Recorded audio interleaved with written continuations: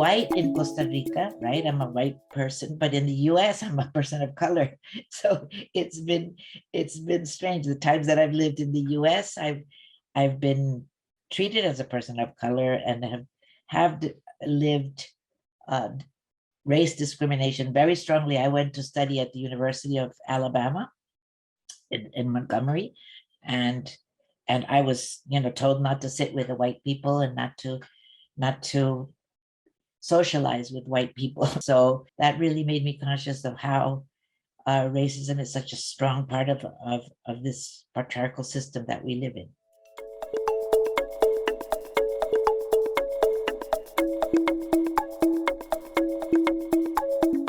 When I talk about intersectionality, I like to say the intersectionality not only of systems of oppression, but of systems of privilege, right? Because we always have also, we belong to some privilege. Very few people are only discriminated, right? There's some privilege, whether you're because of the where you live or where you are, or you're not sick, or you don't have a disability. So that gives you a different kind of being in the world, right?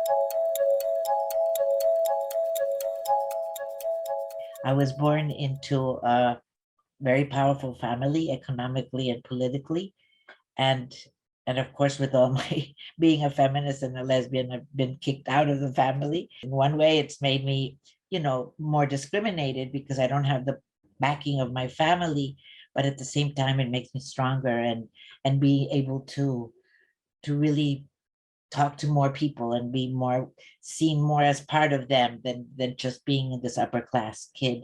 The class privilege is very important in my region anyway, because people immediately understand that you come from a privileged class, right? Because of the last name, because of the color of the skin and all that. When I was younger, I was kind of ashamed of being, upper class. And well, my father was ambassador to the UN for many, many years and Minister of Foreign Affairs. So a lot of people know him. So I got appointments, for example, in El Salvador with the president, the Congress, that the defensores were so laughing so much because he thought I would have the same ideology as my father, right? So he gave me the floor to speak to all the other Congress people. And the first thing I said was, I want a minute of silence for the woman who has just been murdered by the by the police. And of course, he couldn't interrupt it. We had to go to the minute of silence instead. And then, of course, he never wanted me to come back to Congress again. But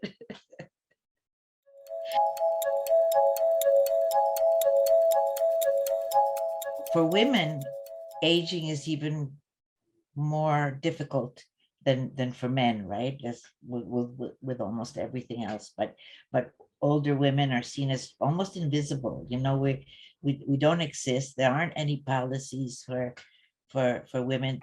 When there's direct contact, I find that there's a lot of good feelings, right? Of younger feminists being with older feminists. And we just had in Jazz Mesoamerica, we had an intergenerational dialogue. And it was really interesting because there was a lot of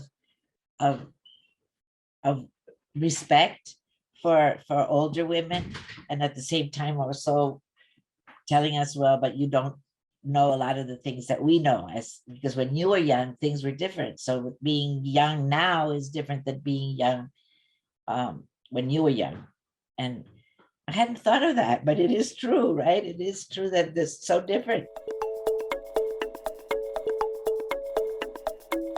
So the more people you have in a situation where you're trying to get a law passed or a policy passed or a change in mentality, you need all the people so that they tell you about the little details, the small things that you probably haven't read about it or didn't notice it or haven't lived it. And so I just think, I always say that humanity is like a forest, right? The more diversity there is, the healthier the forest will be. If you have a forest of only one kind of tree, they're going to get sick whenever a disease comes, right? Or a virus or a fungus or something.